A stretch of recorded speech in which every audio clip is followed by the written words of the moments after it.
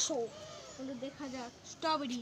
অনেকবার দেখিয়েছি আবার দেখাচ্ছি আসো এবার অনেকগুলো হয়েছে আসো আসো আসো একটা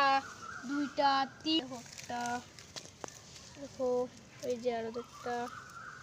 দেখো দুইটা এই যে এখানে একটা তিনটা ছেঁড়া যাক দেখো একটা ছিঁড়ে রাখলাম